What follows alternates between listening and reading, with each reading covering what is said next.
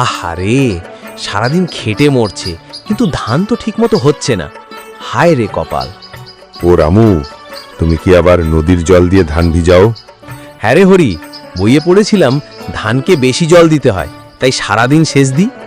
আরে ভাই, বইতে তো লিখেছে পর্যাপ্ত জল, বেশি দিলেই শিকড় পচে যাবে। ও, আমি ভেবেছিলাম যত বেশি জল তত বেশি ফসল। যাই বাড়ি যাই, বাড়ি গিয়ে অনেক কাজ আছে, গরুকে খেতে দিতে হবে।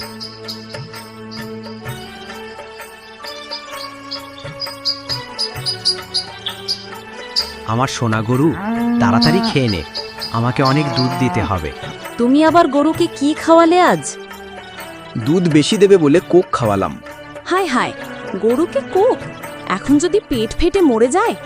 বাবা, গরু তো মানুষ না, কোক খেলে অসুস্থ হয়ে পড়বে। আরে, আমি তো ভাবলাম মিষ্টি খেলে দুধও মিষ্টি হবে। রামু বাজারে লালচাঁদের দোকানে যায়। কি রামু ভাই, আজ কি নিলেন? 500 টাকা লটারির টিকিট কিনলাম। এত দামে টিকিট কেন? এক লোক বলল এই টিকিটেই 1 কোটি টাকা জিতব। আপনার মাথাটা একবার মেরামত করাতে বলুন। একদিন গ্রামের মধ্যে পঞ্চায়েত অফিস বসে। প্রণাম পঞ্চায়েত মশাই, আমার ঘরের চাল উড়ে গেছে। তো সেটা বৃষ্টি বা ঝড়ের কারণে? না, আমি ভাবলাম চাল বেশি ভারী, তাই হালকা করলাম, তাই ছাদটা খুলেই দিলাম। কি, ছাদ নিজেই খুলে ফেললে? এ কোন বুদ্ধি? একদিন মসজিদের সামনে মৌলভী সাহেব সঙ্গে রামুর দেখা হয়। রামু ভাই, কি ভাবছেন এত? ভাবছি মাটির কলসি গরম জলে ফুটিয়ে সোনার পাত্র বানানো যায় কিনা। দুপুরে গ্রামের ছেলেমেয়েরা রামুকে বলে, শুনেছি আপনি মাছকে ভাত খাওয়াতে গিয়ে পুকুরে পড়ে গেছিলেন।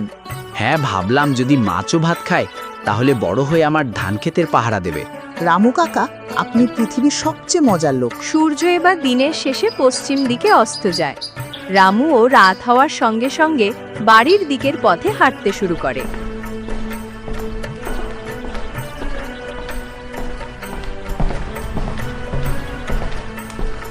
রাতের বেলা রামুকে তার স্ত্রী বলে, আজ আবার কি বুদ্ধি খুঁড়েছ?